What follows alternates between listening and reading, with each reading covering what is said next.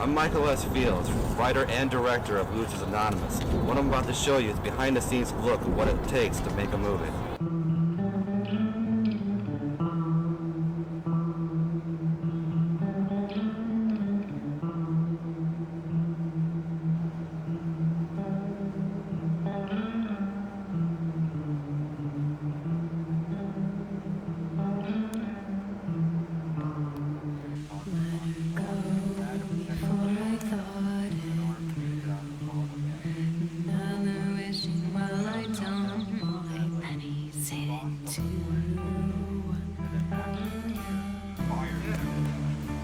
Every time it's like 2 or 3 minutes.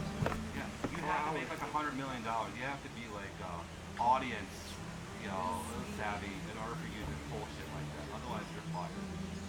You'd be fired a long time ago, dude. And that's the reason why we had to shoot for 8 months, because we had to wait for it out.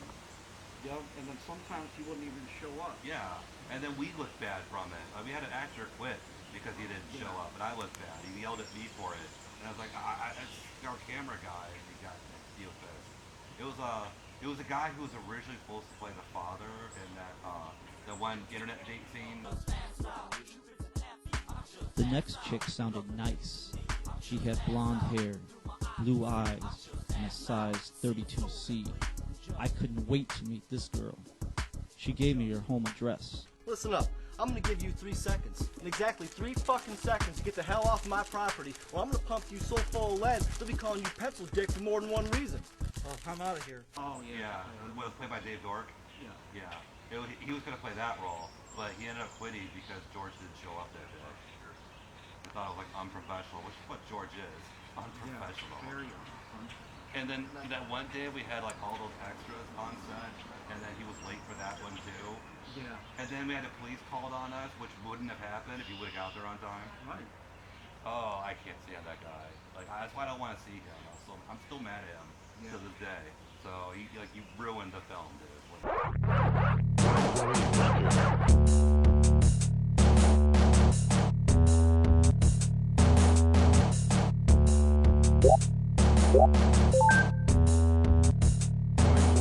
Okay, so we get done with that. And then it was like, okay, what are we going to do now? So the third installment is called Losers Anonymous. But then, the inner bickering around all of us continued on the next film. Losers Anonymous was a disaster from the get-go because once we started shooting, Heather quit. So right off the bat, the person who was supposed to be helping me film this thing just walked out and quit the whole thing.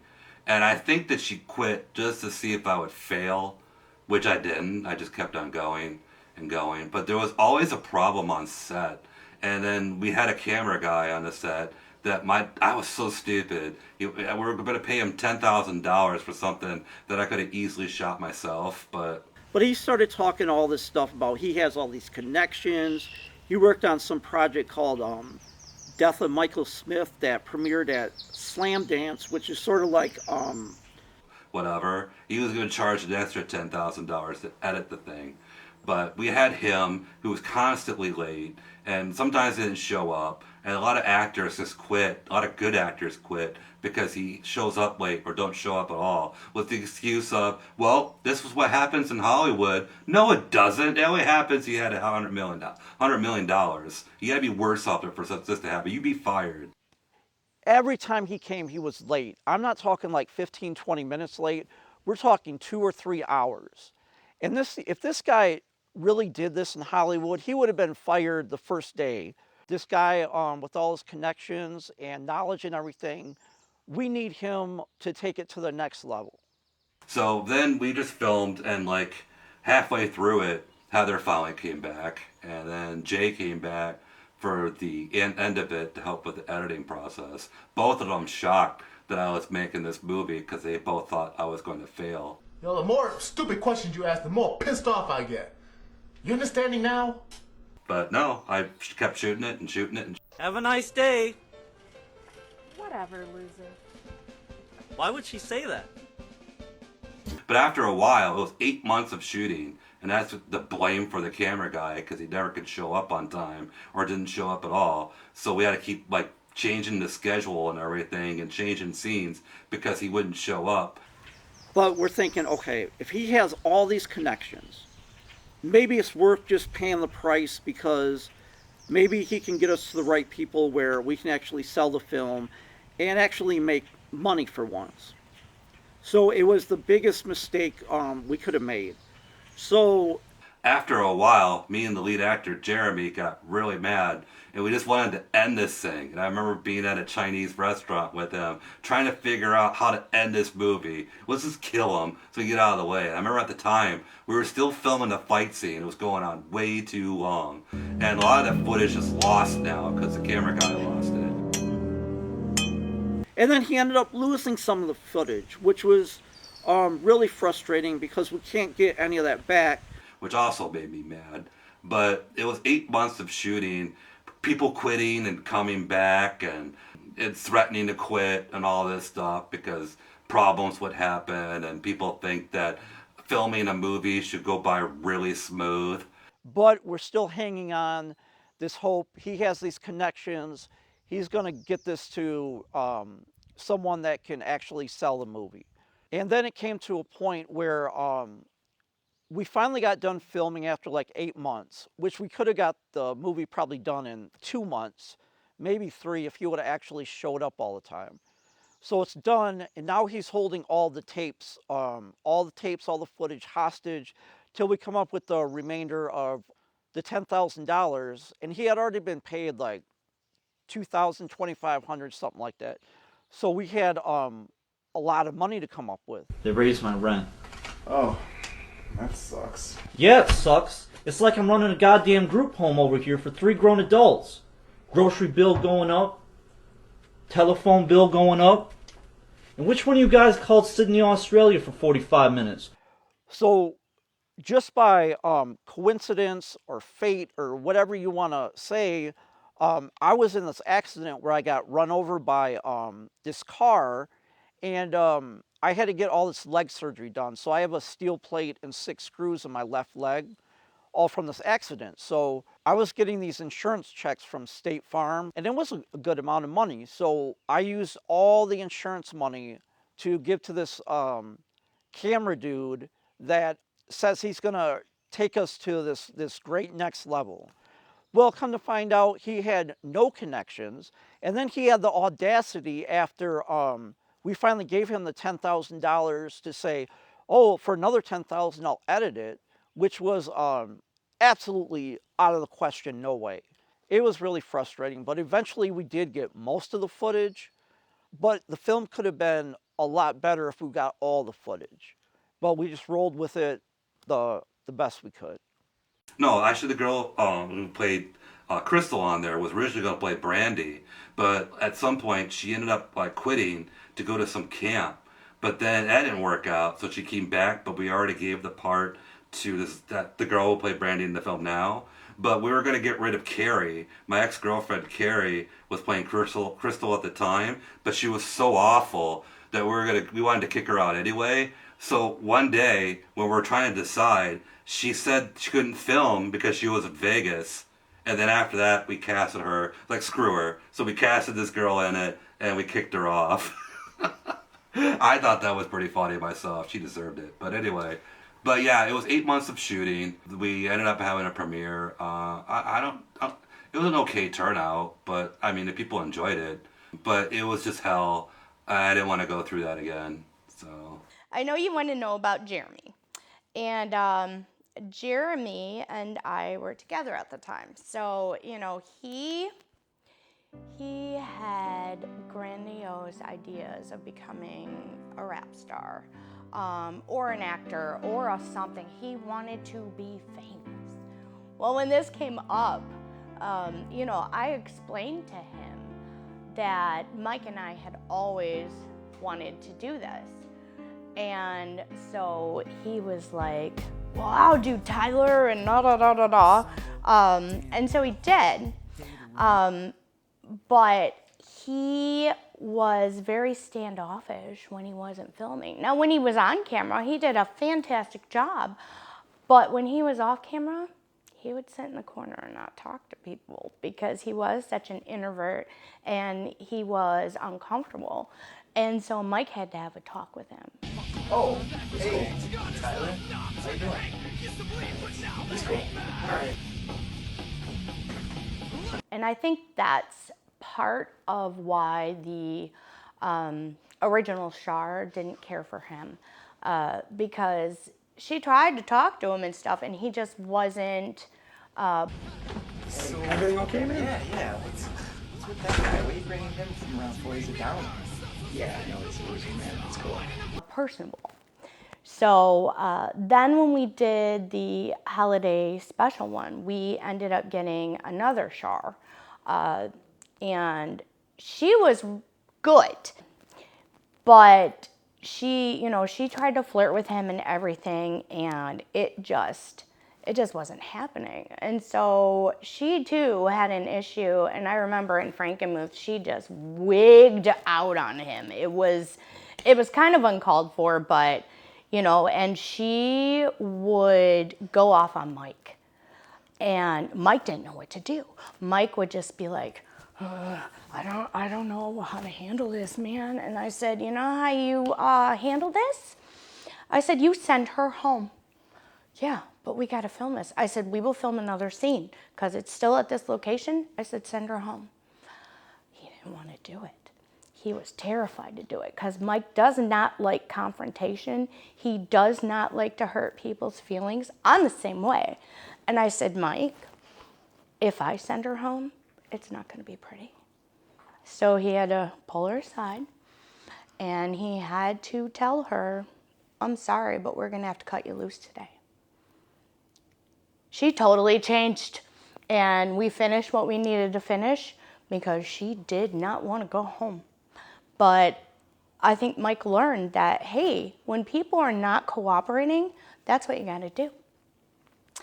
Well, finally, it came time for us to do auditions for Losers Anonymous. And so Mike couldn't be there again because of work. Because again, he was working all these extra shifts. He was just working to finance this film. And he had a very, very limited budget, so he had to work. And so Johnny, who played Raven, he and I had to do the auditions.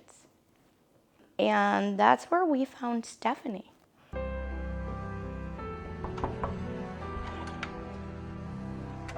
Char, you're home. Hi, Tyler.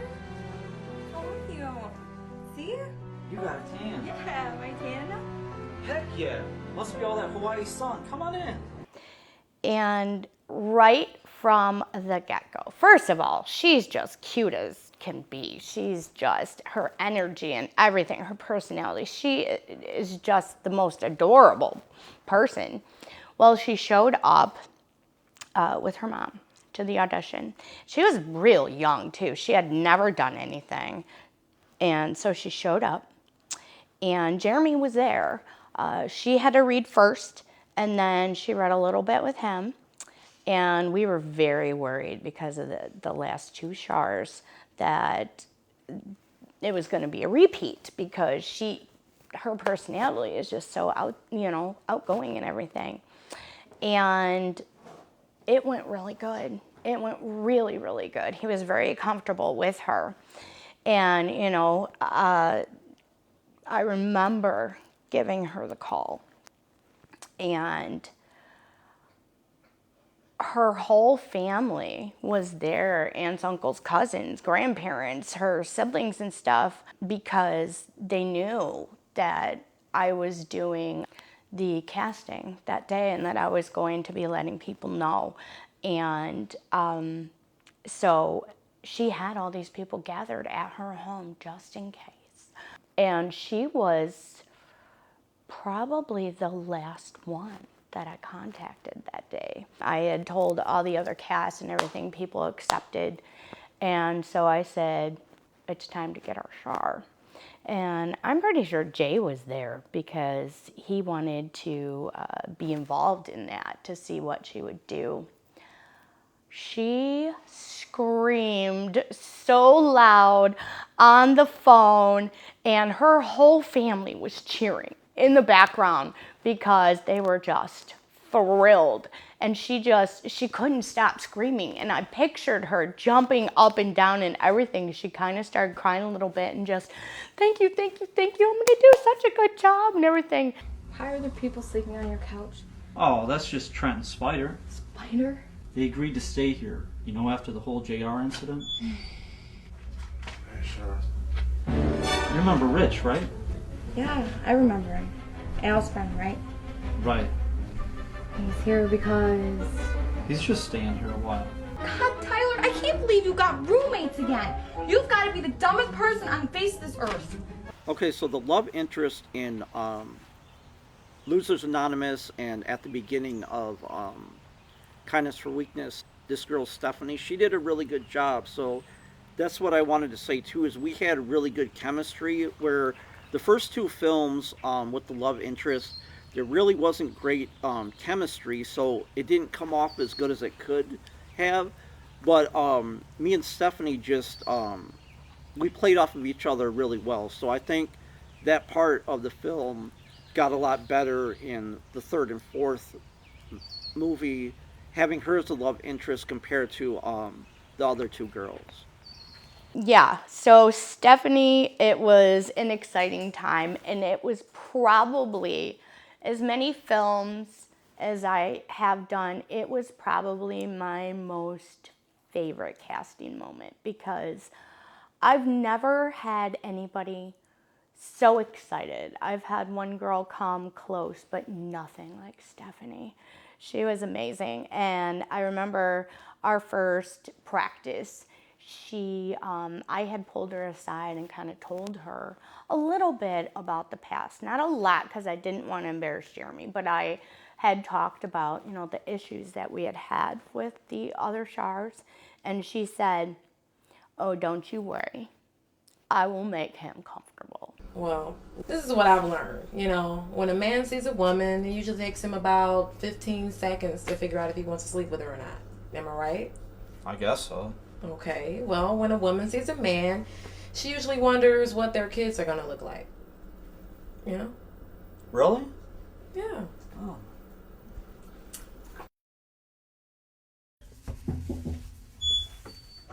Shar! I thought you were someone else. I'm sorry. Actually, I have some good news. But We're going to Hawaii. no, even better, we're gonna live there. What? Get out of here. No, I'm serious. My grandma, she has a summer home down there, and she said we can go live there. When? Well, she wants us to go this weekend, but I can wait till next weekend if you still want to get ready and pack. That's nice and all. But my lease isn't up. I got the guys. Screw the guys, Tyler. You don't want to stay here with these losers. Come with me to Hawaii. My grandma will split the difference. You mean help pay what I owe? Yeah, we already talked about it, and I figured that since you're such a sweet guy and we've gotten kind of close, that, you'd be the perfect candidate to come live with me. Hawaii? Mm-hmm. So does this mean we're still just close friends or dating? Or what? Tyler. I mean, are you afraid of what our kids might look like? What? Tyler, Megan's here. We'll be right out. We'll talk about this later. I feel like a scrub, and I gotta change for the party tonight. Did you still want to come with me to Hawaii or no? Well, I'd be a fool to pass that up. Oh, good. And she did. They were really good friends. There was a lot of flirting. She was just, the best. And I ended up casting her in so many things because she just has a natural personality that just draws you in. She looks fantastic on camera, and she's kind of a chameleon. She is a method actor, I would say. And so she can transform into pretty much anything. Stephanie, she always used to joke about, yeah, you don't see my temper, you don't see my bad side, blah, blah, blah. I think even her bad side is probably still a good side compared to most people. And her family was always so supportive of her. And a lot of these actors and actresses would drive pretty far to come and do these things. And like I said, you know, scheduling and stuff, I was still learning how to put together a call sheet and different things like that. And sometimes we would overschedule the scenes that we were going to do. And so we would start not crazy early, but at least by 9 a.m. would be our call time, would be 8 so that people could get ready. And we wanted to start shooting at 9. Of course, that never really worked out. But because we had overbooked how many scenes we were going to try and film that day, we would basically have every cast member that was supposed to film anything that day on set, waiting to film their stuff. And some of them, their scenes weren't going to get filmed until like 8 o'clock at night. So we just had these people sitting there all day long. They would be in back rooms sometimes cars, vans, a lot of vans, so that they could nap. And again, Mike, because obviously we had all these people, we did learn to, for Losers Anonymous, we learned to go to like Aldi and different things like that. A lot of snacks, a lot of drinks, breakfast cereals and different stuff like that. And then a lot of pizza, a lot of pizza. I basically think that's all we fed people, to be honest, except for the snacks. And we told people, you know, if you have an allergy or if you can't eat pizza or something, we're gonna ask you to bring your own stuff. And, you know, I had to do most of the talking to the cast. Mike and Jay handled all the crew. So anytime there was an issue, anytime there was instructions that had to be given, that was me. And so I just explained, you know, Mike's on a super limited budget and he's doing most of this himself. You know, I would chip in as much as I could. Jay would help with the equipment, getting some lights and stuff.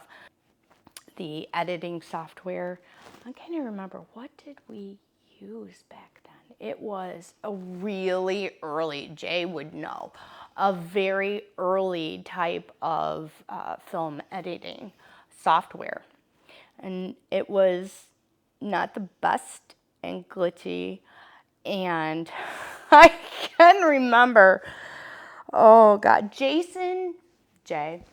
used to, we would watch the dailies and we would hook it up to the living room TV, and anyone that wanted to come watch it from the cast and the crew that wanted to stay, I mean, sometimes it would be like midnight before we got done, and so we would watch it at night, and we would invite them to stay.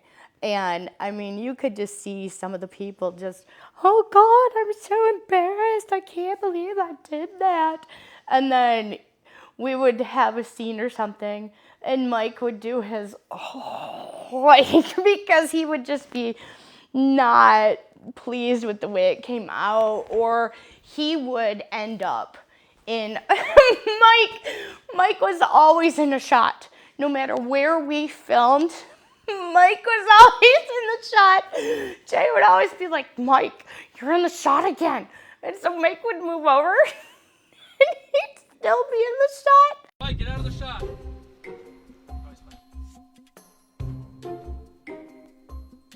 Car's off, Biggs.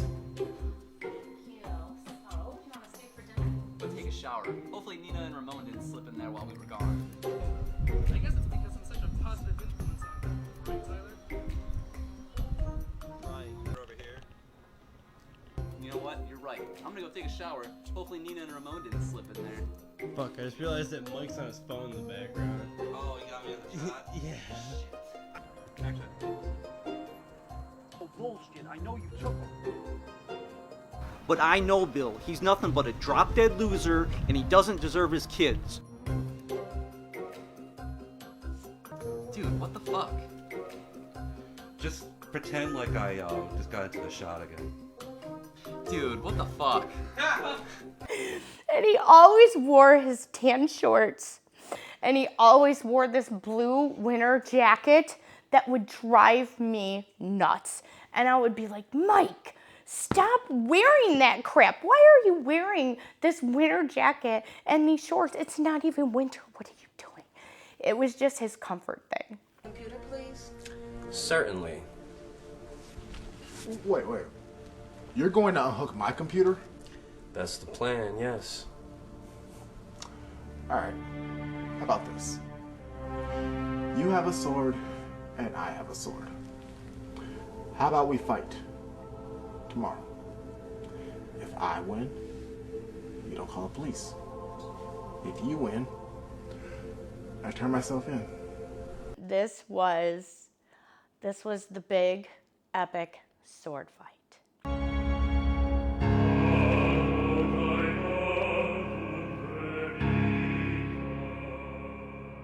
Meet Raven, dark, mysterious. This gothic character is believed to be sent from God to vanquish the demons that plague this earth. Raven's victim is Rich, and he uses Dana in her time of need to put Rich behind bars for being AWOL from the Navy. Together, with the help of Tyler, they confront Rich, who challenges Raven to a sword fight to save his hide. But first, Tyler has to apologize to Shar after finding the forged pictures from Matt's sister Karen. Tyler sings her a song from her favorite musical and wins their affection all over again.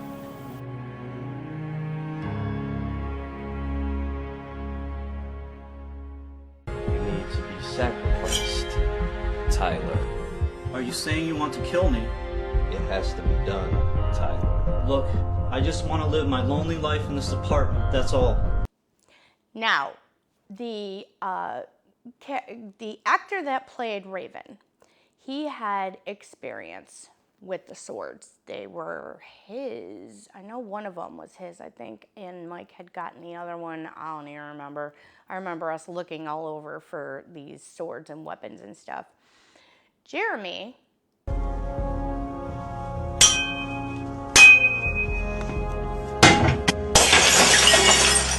no experience. So, and we really didn't have any kind of, trainer for that. We didn't have stunt guys. We didn't have any of that. It was just our people. So Jay and the guy who played Raven kind of gave him a very quick rundown. We were filming in this parking lot of Mike's apartment. Well, people thought it was real. They thought people were really fighting, and there was a part where they have to charge each other. And yeah, people were gonna call the police on us again. So we had to move out of the parking lot over behind the building. We were filming, there was like this slight wooded area, and we were kind of filming some stuff there, and in the back on the playground area. So, and we had to change some of it that was supposed to be day to night when we filmed because of the people in the apartment complex. They would be, coming to watch and step in and be yelling and cheering from the windows. That was just so wild. I think about the things that we did with that movie and made happen, and it was like, we were just your average people that were, Mike and I we had these big dreams that we were gonna be, he thought he was gonna be the next Spielberg. And I was just like, to go to California and really get into the film industry, which, didn't really happen, but we did continue with doing films, but it was literally just like, off of a conversation that we had, and we just decided to do it. And it was a great time for people that didn't know what we were doing, and our friends, that everybody had a really good time. The other thing that was always an issue was food, because Mike didn't take that into account. And he was kind of paying for stuff as he went. So he didn't take into account feeding these people, giving them drinks, where they're going to use the bathroom. He didn't think of any of those things. And so it was kind of like last minute, you know, a lot of the cast and the small crew that we had almost did like a potluck thing where we kind of brought stuff. And, you know, Mike was always, every time he forgot something or, you know, something came up like that, he would always just feel like, oh, like he was going to throw up or something. And it was just so funny because I had to talk him down the ledge so many times because he would just get, oh no, it's more money. It's more money. And I can't believe this. I've already paid this and this and this. And I'm just like, Mike, I tried to warn you in the beginning. We had to provide something, especially a bathroom. I'm like, you have to be able to let these people be able to go to the bathroom somewhere. Sometimes we had to drive them down to, if we were filming at Mike's apartment, we would have to drive them over to Jay's apartment and stuff.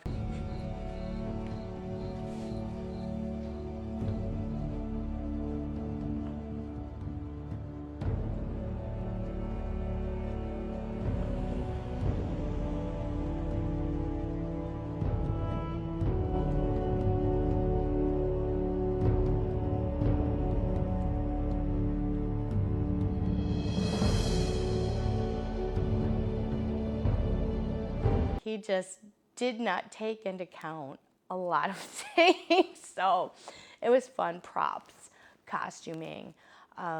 He just would forget things like that. And then the hours and hours and hours that we would spend on set, people would just be exhausted. Like, I'm talking 16, 18 hours on set because, you know, people would flub their lines or the lights wouldn't work or he forgot to get camera batteries or something like that. Like, it was so funny. You know, I asked my mom one time, I said, why do we put up with this working world crap? You know what she told me? Well, that's life. That's life, my ass. Like God is up in heaven and he goes, I create Tyler, I create Megan, and you will be doomed to work in retail and put up with people's bullshit. So, I'll talk first about the editing disaster. So, Jay, like I said, we will watch the dailies and everybody would get so excited.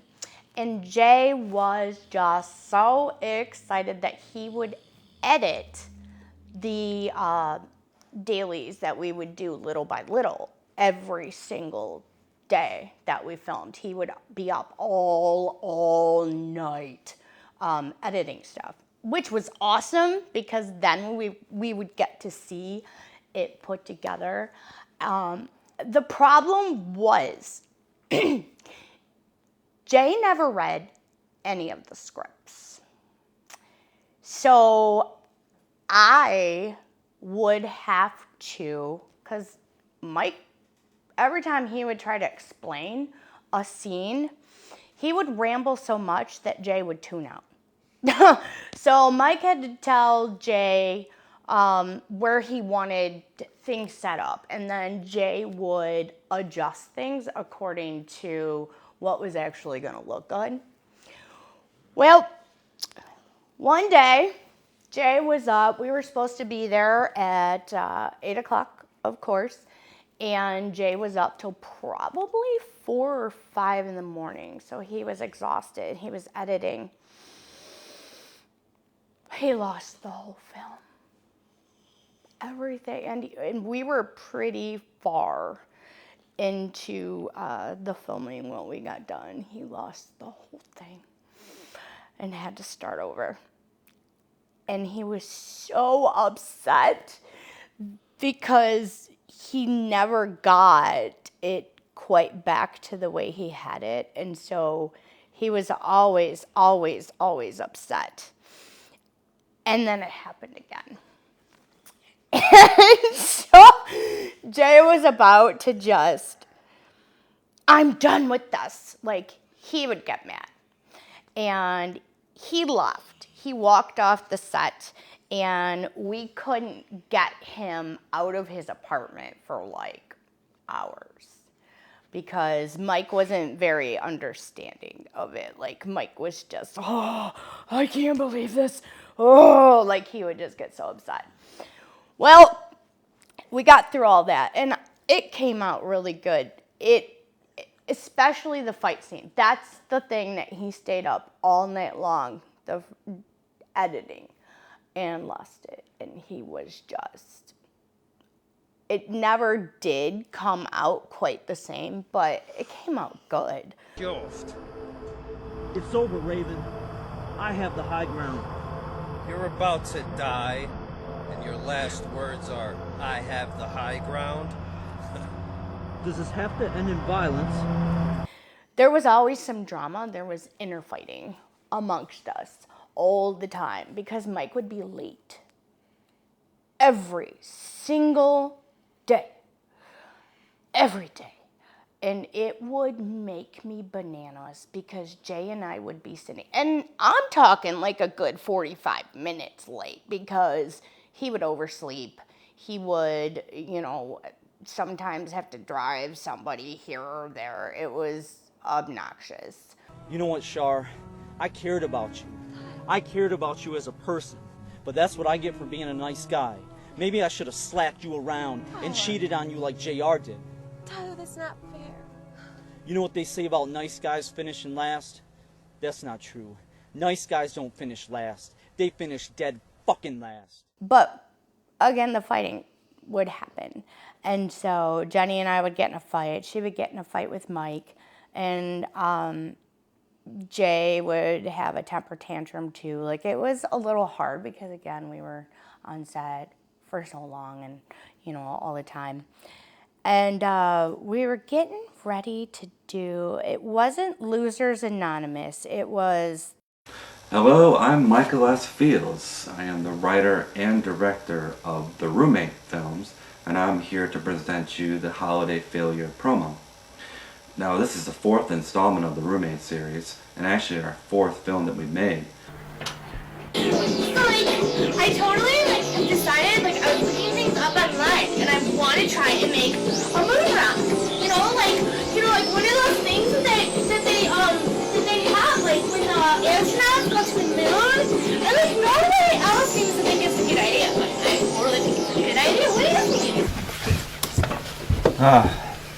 think? The Andy Man.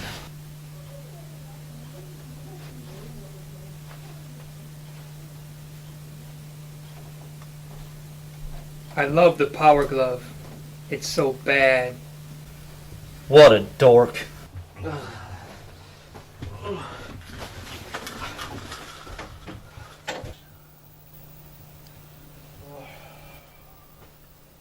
Oh, you're here.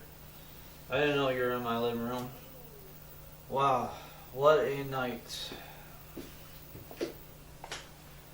Oh, how did this pregnancy test get here? Well, you probably know by now, I got pretty drunk last night. You can say something, You have got to be the most flawed person I have ever met. And they got pretty far into it and had to scrap it because they ran into issues. And Jeremy was still in it, but I had to step away because it was extremely disorganized. Mike wouldn't listen to me. The crew, he brought in some of the crew that were just awful. And there was too much arguing. And, I finally was like, I'm done. I can't do this. And then, they continued. And they had gotten way better equipment and stuff like that. So it was going to be it was going to be Mike's big film at the time. And it didn't ever get finished. Can I help you? Excuse me, but I'm the biggest dork there is. Let me introduce myself. My name's Justin. But you can call me Dorko. Really, you don't seem like much of a dork. Prove it. Okay, I have the Winnie the Pooh game, and I beat it 3 times. That doesn't seem too dorky for me. Anything else? Yeah, I speak Elfish. In fact, I think it should be the universal language, and even be taught in schools. Say something in Elvish. Myrna, Mani, Allah, Helda. What does that mean? And you have beautiful eyes. That's really romantic. Thanks. Oh, and Choi Kwan Shino Sa Va. And what was that? That's Klingon for you're a fucking beautiful person. You are turning me on. Come on, Howard. Get in my sloppy seconds.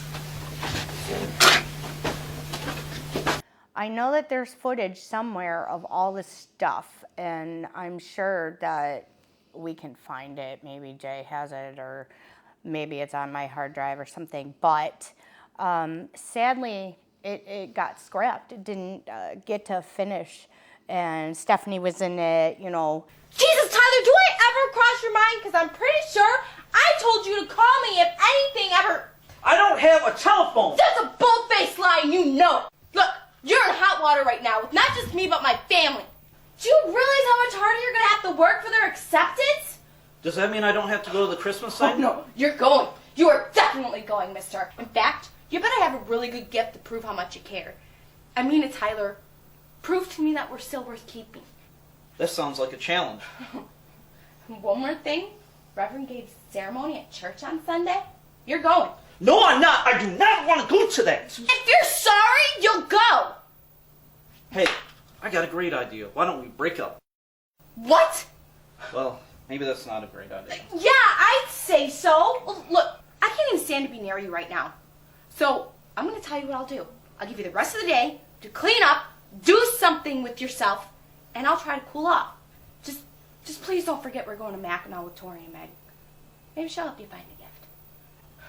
Hey, do you know who brought me home last night? Reverend Gabe carried you. Carried me?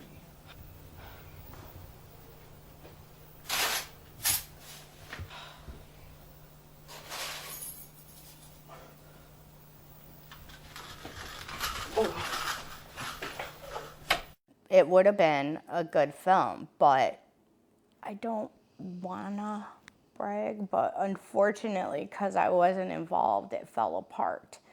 And, you know, Jay finally couldn't handle it either. And at the time, I was starting to work on my own thing. And so that is kind of another reason why I stepped away, because I was like, I'm not gonna waste my time with this mess when I really wanna get into my stuff, which was kind of selfish, but it was very stressful, and I would have rather not fight all the time with my best friends, to be honest. And I'm pretty sure at the time him and Jenny were done. I'm trying to remember, but it's sad that it got scrapped. It was a good script. And, you know, the acting with the characters, Stephanie and Jeremy, just got better and better. So that's unfortunate, but that is the one time I did come back, but it wasn't for that film. So I heard you got into Harvard. Yeah, I did. Yeah, I'm going to college myself. I'm on the waiting list for the community college down the road, so I got my fingers crossed. Good luck with that. Good. That's good. I heard you went to that Justin Timberlake concert. Yes. It was okay. I went to a concert a couple months ago myself. I went to the Loverboy concert. They do one of my favorite songs of all time. It goes a little something like this. I'm gonna take a little time to think things over in my life. Well, there's been heartache and pain. I don't know if I can face it again. Can't stop now. I've traveled so far to change my lonely life.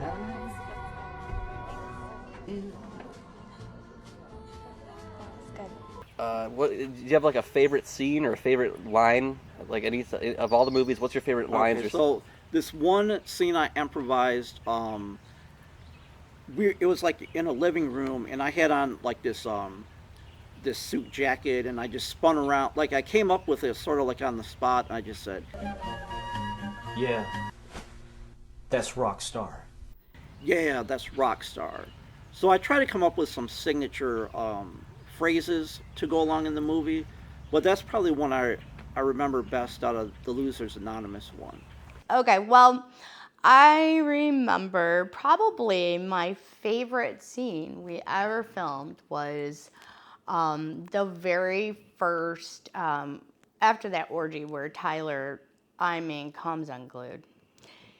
It was probably the funniest thing because he would not practice in front of anybody else. Anytime anybody would practice, he would not do the scene. Mike would have to kind of step in. Mike's not an actor. And Mike wouldn't get on camera, especially because he was always in that stupid ass coat. But he wouldn't get on camera, so he would be reading lines off camera. And it was pretty funny to hear Mike do that. So when it came time for Jeremy to do that scene, he did it so well, and I can remember when he mooned him. JR and Nikki to come over, and it can just be a great big screw Tyler on the ass fest.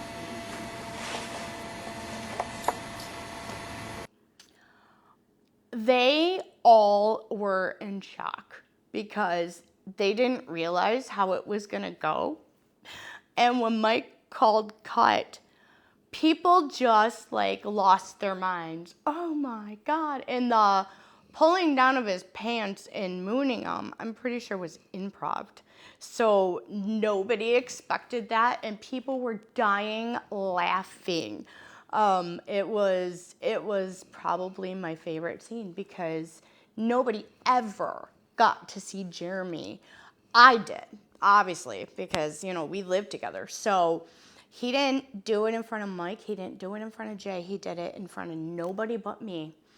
And I said nothing because he didn't want anybody to know. And so they just lost their minds. The reaction when you see the characters in the film, like, oh, that's real, because nobody knew it was gonna happen. So that's probably my favorite scene ever. I'm going to also record it on the laptop as a second route, and just to see if it actually does it this time. Can you press accept if it comes up? Yeah, absolutely. Sweet. Okay. Yep. I figured I was just going to bring the camera out because I wasn't going to let technology ruin this for me. But now I'm going to see just in case if it actually does work. So thank you. Appreciate it. No problem, man. No problem at all. Speaking of IT stuff. All right. So I guess, and I remember just earlier from this morning, you're talking about any good stories on set or like some of your favorite scenes to shoot. Could we talk a little bit, at least more, I know, about the Brandy story and whatnot? So when Heather kind of pitched the idea of my character being Rich, like as in the name Rich, I thought it was interesting because at the time, even in theater, I had never had an actual like romantic scene. So I thought that would be kind of a cool setup. I knew it was going to be funny, so I knew it was going to be, very laid back and fun.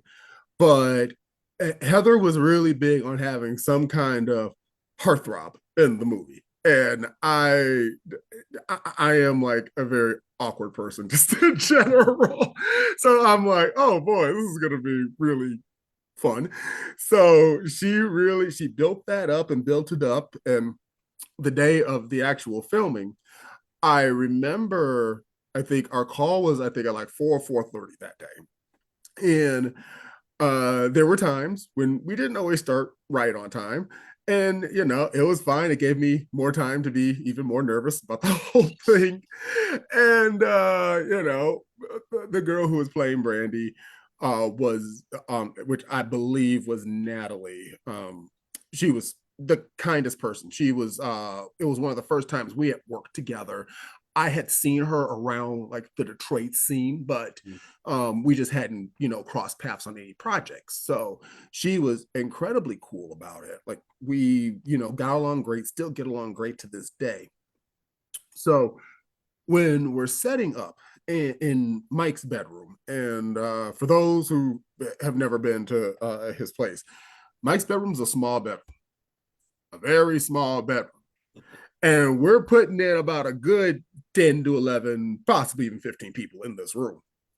So that was when and I don't know what I thought it was going to be, Brian, but I'm like, okay, we're going to have this romantic scene. However, I've got Mike literally this close to my head. I got Heather on the other side of me that's like this close to me. The camera is right up my darn nostril. And it was just like, it was so weird, but I could not have done it with any other people because they really did. And everybody that worked tech on that scene, everybody that was putting it all together, they were so nice, so cool. They made it as non-awkward as it could be, but Natalie and I, we had great laughs during it. The kiss came off great, make out came off good, and it's just one of those moments that I'll just never forget the awkwardness of it. And I was just thinking, they've got me. I'm running around here being like this crazed madman and like a second personality. But the part I'm nervous about is this kiss with this beautiful woman, and I'm just like, this is show business right here. And I had a phenomenal time with it. It was a great night. I love that. So can we talk a little bit more about your character, Rich / Lucian Kane? Yeah. He's definitely a less, his morals are a little unscrupulous. He has like a whole plot to cheat on his wife. Can you talk to me a little bit about this character some more? Oh man, he would have made it well in 2025. No, I'm only kidding. But he was just this playboy. He was just this complete playboy, and I loved playing him because it was the complete opposite of who I am as a human being. So when I get a chance to play a character like that, it's so much fun. And even in a comedy setting where it is supposed to be funny, some things are tongue in cheek. When you get to play someone who I guess you can kind of consider a villain, you have a lot of you have a lot you can play with. You have a lot of different personality traits you can play with a little bit. And Rich was definitely one that I had fun just tweaking a few things, kind of amping him up a little bit here and there. Like it was such a blast to play him. Now, the weird part was when we did the Lucian Kane part, it took me a while to be very comfortable just yelling, I am Lucian Kane, I'm taking you down, or whatever it was. But Mike just got the biggest kick out of that. He would be on set and he would just die laughing so much. He just thought that it was the greatest thing. And after like day 2, I really got kind of comfortable with it. But man, I'm telling you, being Rich was so much fun. I had a chance to have so much fun with the character, to play around with it a lot.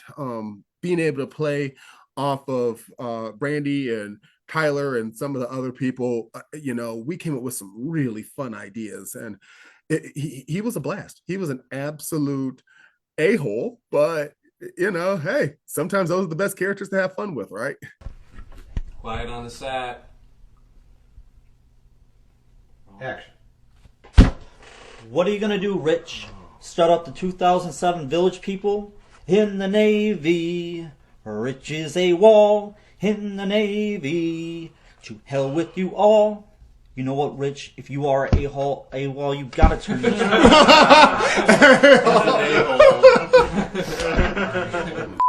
in the Navy. To hell with you all. You know what, Rich? If you are a wall, you did mention the Star Wars holiday special. Yes. So if you can somehow, storyline that, I know that was Mike's doing, and he likes doing that to people. Brian, that Star Wars holiday special. I mean, if we're being honest, it was one of the biggest train wrecks I've ever watched on film. And I know Mike's going to see this, and he knows it just as much as I do. But it was always so much fun to watch with him. And he would, when we had big cast gathering, if we were filming quite a few scenes that day, he would pop it on, and I can distinctly remember Heather, is trying to figure out shots and this and that, and we're getting all the tech stuff going, and Mike would have that movie playing. And I did not know this existed, Brian. I didn't know who decided to make it. And then on top of that, I don't know how Mike got his hands on this piece of cinema. I have no idea. But I had some of my funniest times watching that film with him because you could just tell his joy. And when someone has a joy of something, even if it's wildly silly, how can you not be appreciative of that? So even though I've seen it way more times than I can count, I always enjoyed it. I always enjoyed watching, and just seeing him and Heather and some of the other people on the set just get a big kick out of it. After a while, I got a huge kick out of it. And, that was just our way of killing time. We just had a blast. And shout out to George Lucas for deciding to pull that one together. I guess you could say it was a good morale booster to get the vibes going, right? Hands down, it got us all laughing at the craziness of it. And once we were all laughing and just enjoying each other, then, after that, we were good to go. We're ancient dragon people from a distant land called Arcadia. There are only a few of us left in the world. Yo, and I was abducted by aliens. Oh, were you? No, I'm just kidding. Let's sit down. Just try to squeeze on in here.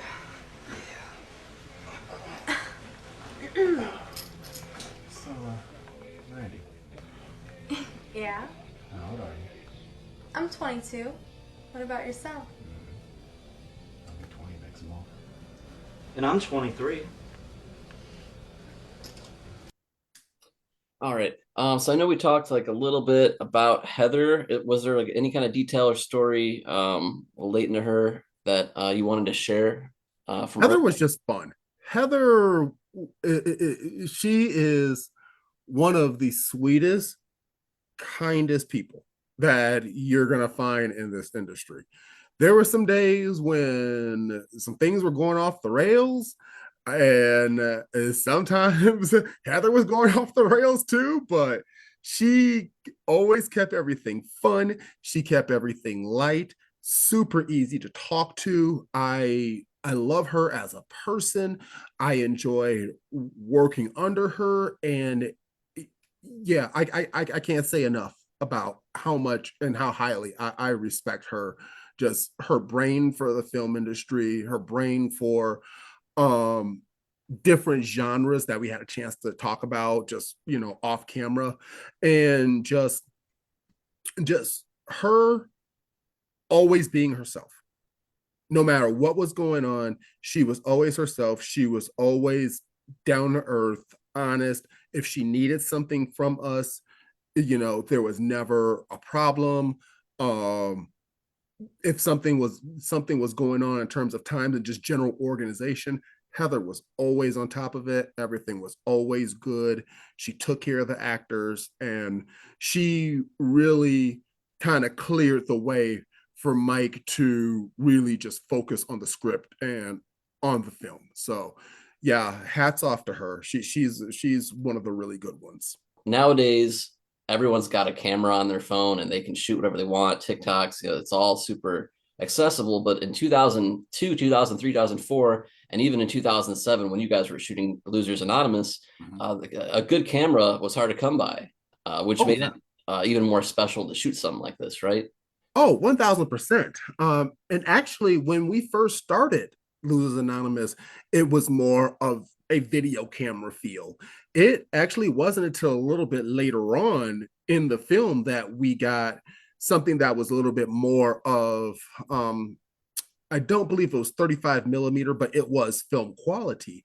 And that was something that was very important to Mike. I remember him talking quite a bit about how he wanted to make sure that he was using quality equipment, which, as we said at the time, was not very accessible. And if it was accessible, it was very costly because, the iPhone, it was just coming out at the time. And really, if you're trying to find a film camera somewhere, you probably had to go to one of the schools. You had to go to either Wayne State or MPI or U of M, somewhere that would have those cameras already available. So a lot of independent filmmakers didn't always have access to that. And I think it said a lot about Mike that he felt that it was important to have that film quality type of camera. And for us as actors, it was incredibly huge because when you upgrade that camera, now we can start using that footage on our demo reels.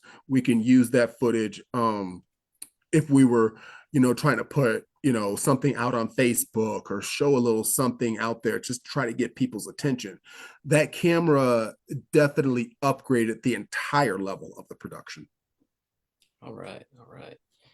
Let's see. And then obviously we spent a good portion on like what you're up to now and things like that. But before we get into the current stuff, I'm trying to think, is there anything regarding Mike or Heather and Losers Anonymous that you wanted to discuss before we move on to current events?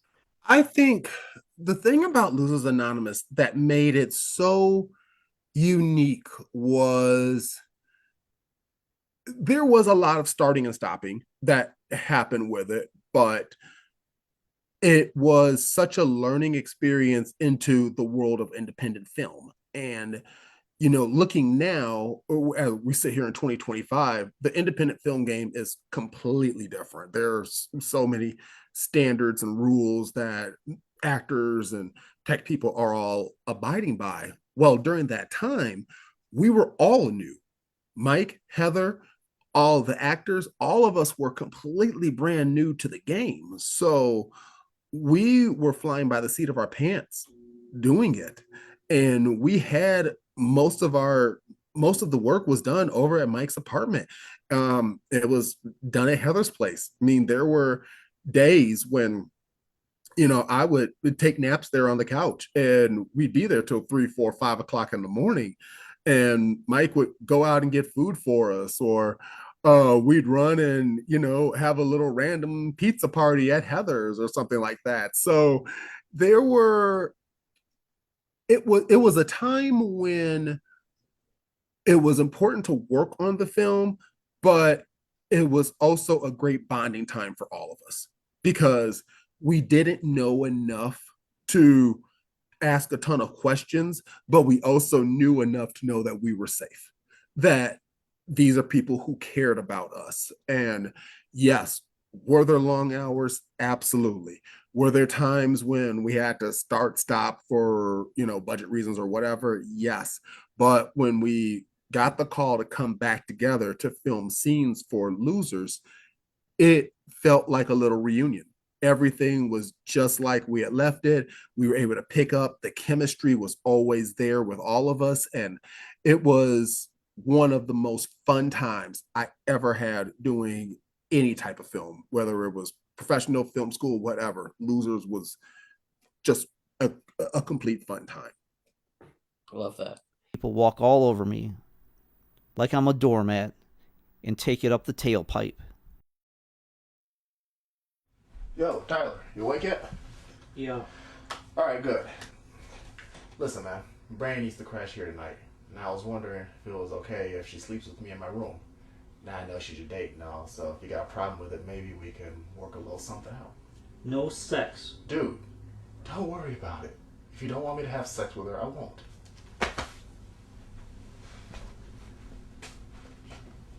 Oh, Rich, it's so big. Keep going. Harder, harder. Oh. I'm so glad it's you and not Tyler, Rich. Losers Anonymous, I mentioned earlier, was built on the idea of fun.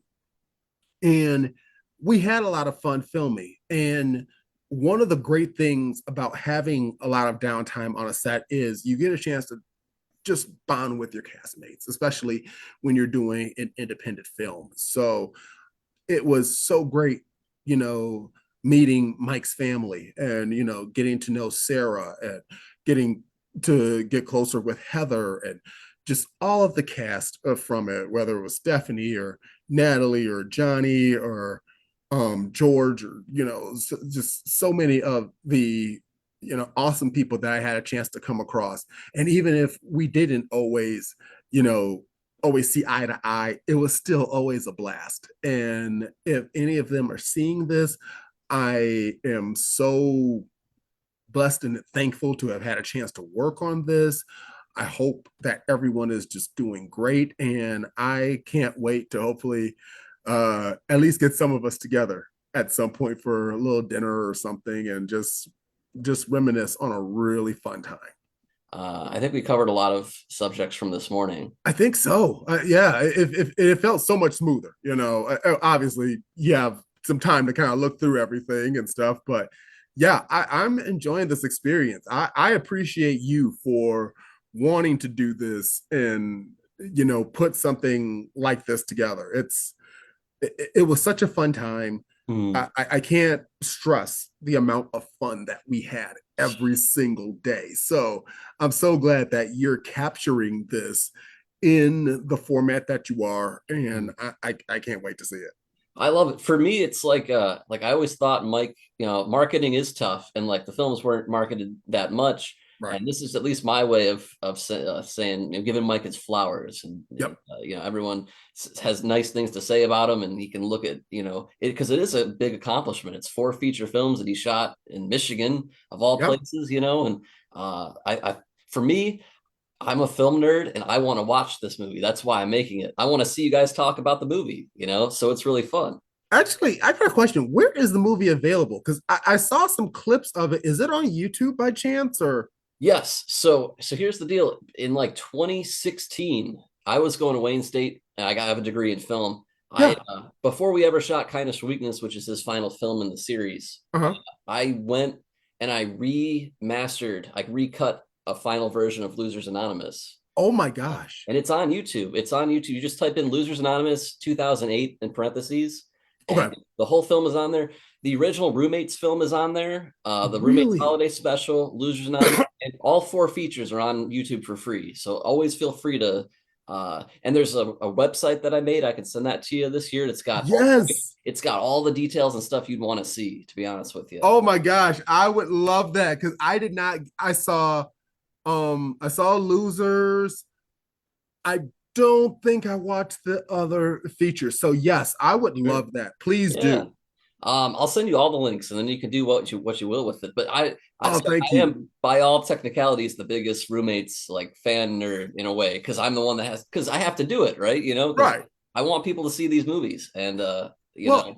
And you know what? I think it's great that you're doing this because now with you doing it, you have the current technology. You have all the tools now that, for you are probably considered just, everyday things. So, to be able to film something that you could put in theaters off of your iPhone, it's like, we would have, that was just a pipe dream. Yeah. Yeah. So to have all of this now, it's just such a beautiful thing, Brian. It really is. So I could not have been more thrilled. I just appreciate you reaching out to me about this. Oh yeah.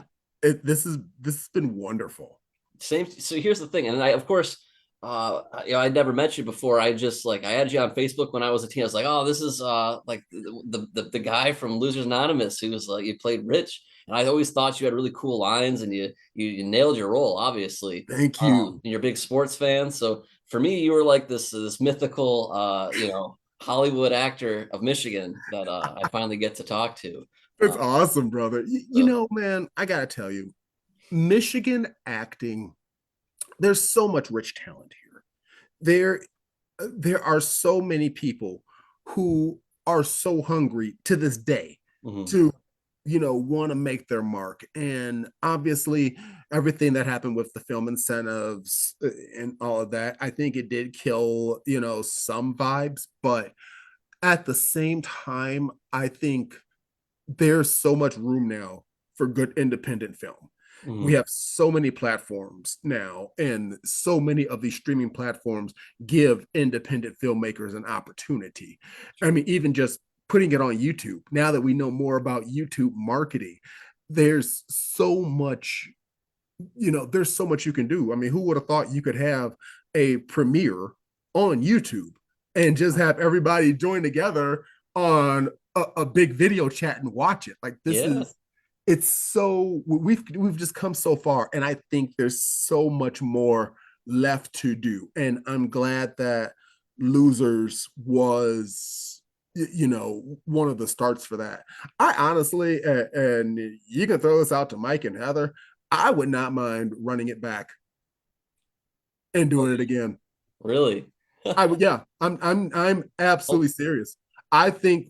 Say it one more time, just so I can have it on this particular show. Say it one more time. Yes, Mike, Heather, if you want, let's run this back. I think we know so much more now. I think we've got the platforms. I deal in digital marketing. Let's do this again. Let's really run this thing back, and just. Sometimes you can't recreate the first time, but I think we have a shot to really do it here. So just trying to put that bug out there. And can I tell you this? Because Jeremy is he's a lifelong family friend of mine. I've known since I was a kid. He is always down to do more stuff. I went and shot a feature with him myself that we released 2 years ago. Oh, wow. Called The Social Worker. It's more of a suspense thriller. Sure. And in 2027, I plan on shooting a feature based off a book my grandfather published called The Mansfield Killings. I heard about that. I remember Mike talking about that. That's awesome. So hopefully if 2 summers from now, if you've got like a free day or two, I would love to cast you in something minor that we could, I'd love to work with you. Buddy, I'm in. I am in. We can absolutely make that happen. Cool. Awesome. Otherwise, thank you so much for doing this interview. You're fantastic. I appreciate your time. Hey, man, anytime. Thank you so much. I hope you enjoy the rest of your holiday weekend, and please give everybody my best. I will. God bless you, DaVaughn. God bless you too and yours, Brian. Take care, buddy. You as well. Yep. Yep, this is the day of the premiere.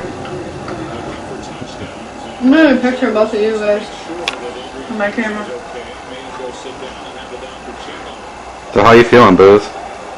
Well, I don't know how to tie this tie, and no one will probably show up, and people that do will probably say I have no business being an actor. So. Stop it. Well, besides that, I guess it's all right. Stop it. Never never good turnout. I hope. Do you think this will be a big disaster like the first one? I hope not. Up. And here's Jason Hart. Wow. I gotta pee real quick. All right. We got Jay announcing he has to pee really quick. You guys ready to go? Uh-huh.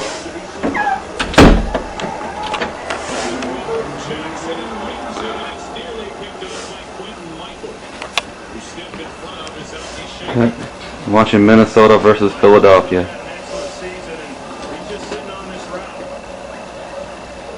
want to get a picture of you guys.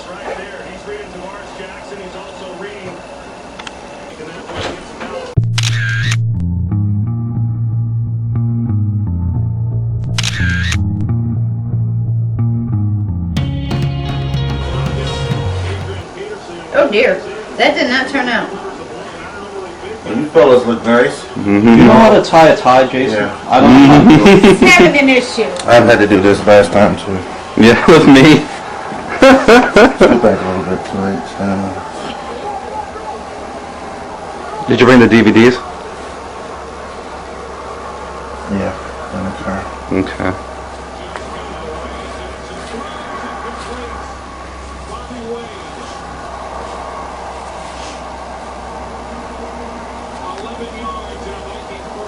And Jeremy was having an issue with that.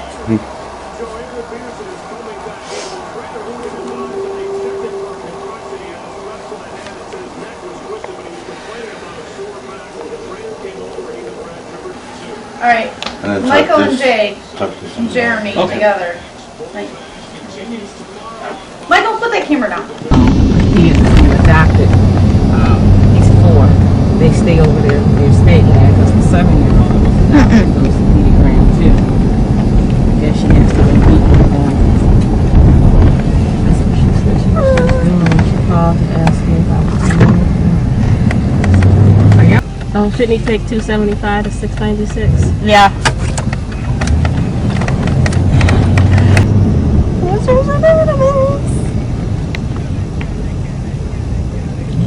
Yep, it does say it. Yep.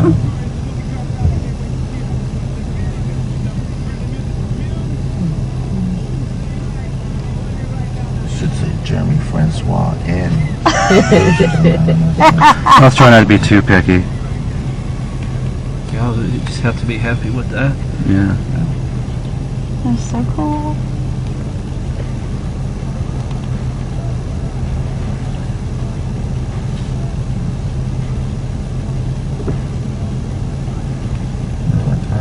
Right here. No, there's actually parking for the theater. Is that parking for the theater right there? Yeah, but you can go in past the theater. And all these say 30-minute parking. No, there's handicapper on the other side, trust me, I know. Because I have been using it. Because of my knee. So you're saying Losers Anonymous or Slumdog Millionaire?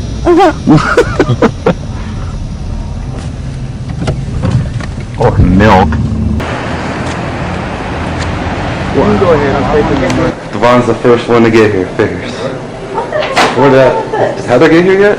I haven't, we were really the first ones here. Oh, she said she probably won't get here till about 5:30, 5:45. I guess I thought we'd get here after her. I thought it was 5:30. Yeah. Angie and her sister. It's been a while. Yeah, it's been a long How time. are you? It's been a long time. Is that here? No? Not yet. I thought I was going to get here before. Do you have extra copies of this? No. Oh, Mike has one right there. Do with this. This is the master print, so that's what I'm having everybody say. Oh, okay. Better put this up on your My wall. I was gonna say age it a little bit. Put that on eBay.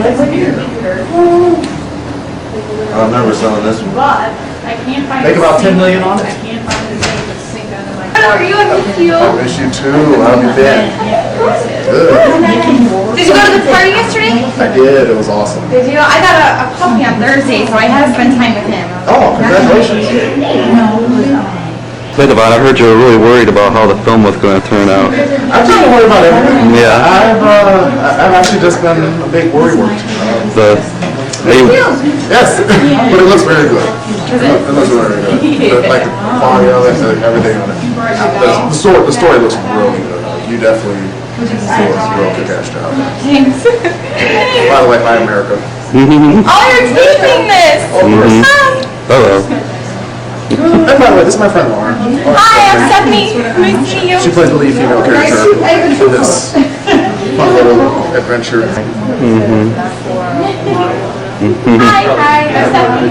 Good to meet you. He's gonna be Really cute together. Oh, you made it. We can't meet at 6 o'clock.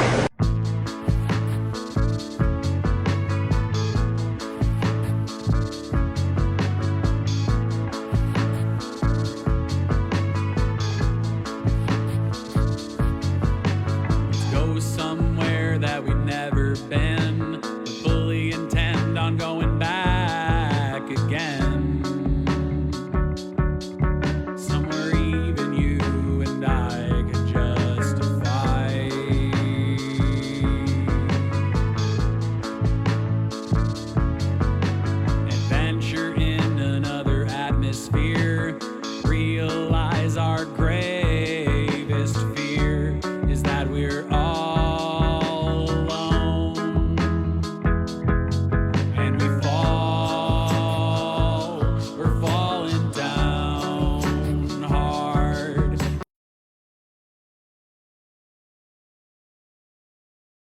Hello, I'm Michael S. Fields. I am the writer and director of the Roommate films, and I'm here to present you the Holiday Failure promo. Now, this is the 4th installment of the Roommate series, and actually our 4th film that we made. Well, you're probably asking yourself, why would you want to make a 4th film in a row of the same series? Well, to answer that, it is a fun series, and I had a lot of fun planning and writing the Holiday Failure, which makes me believe it'll be a really fun film to shoot. 3 crucial elements made me want to make this movie.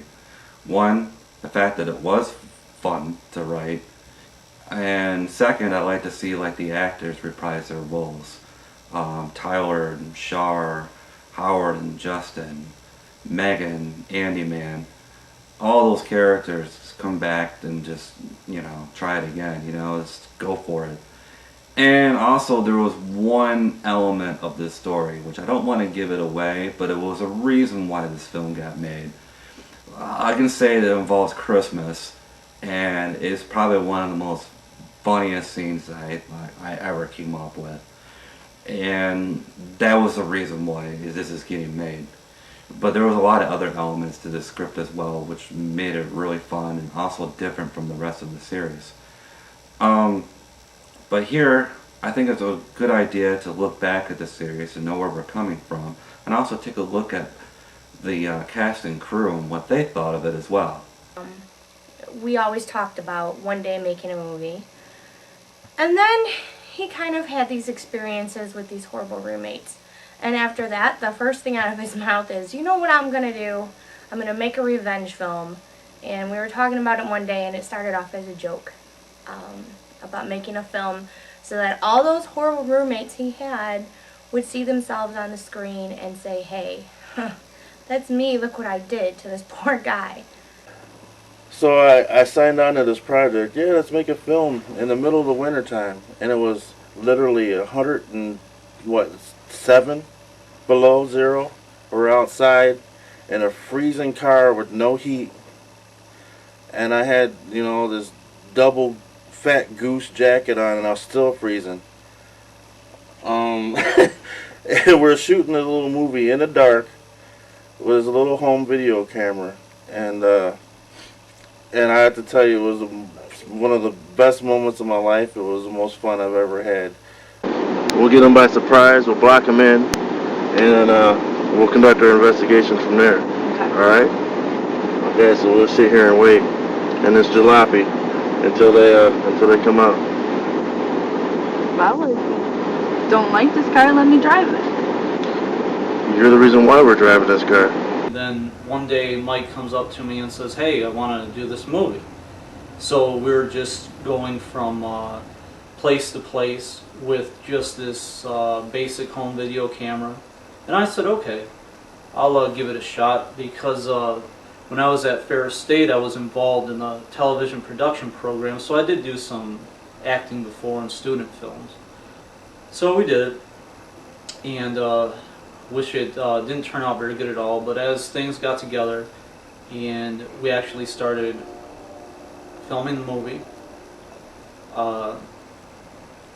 this was really the first time I actually had to memorize lines and things like that. Mike said he needed some locations for shooting, and maybe some pharmacies, maybe a hospital or two, maybe some restaurants or whatever. Anything I can come up with that would help give the film some authenticity.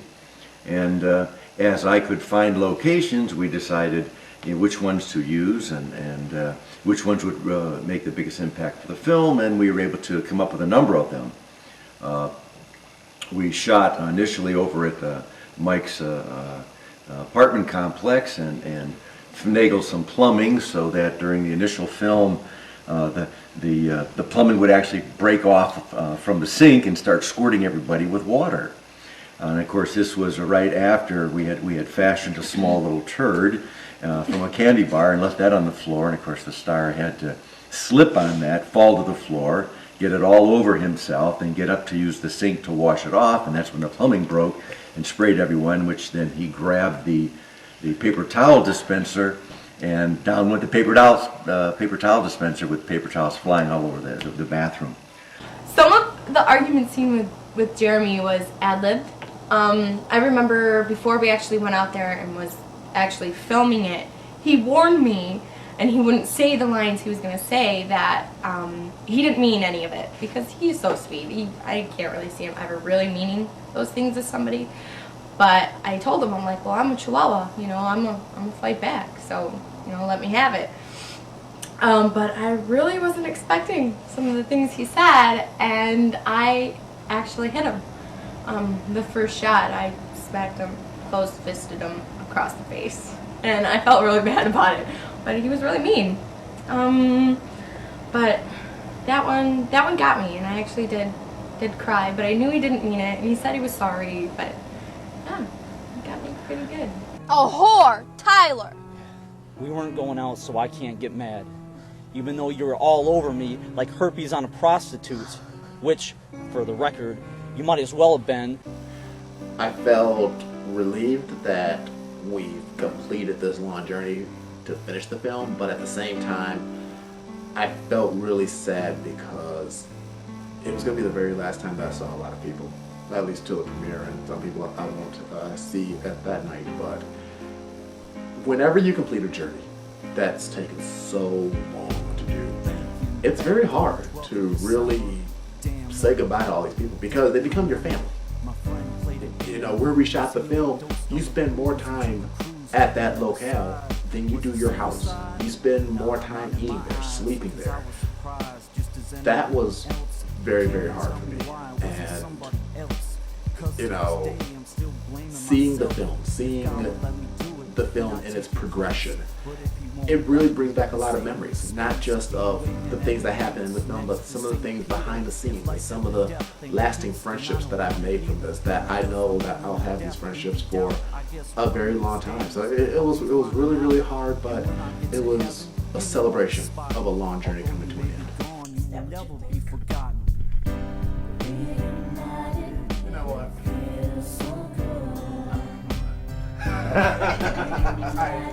You're supposed to continue.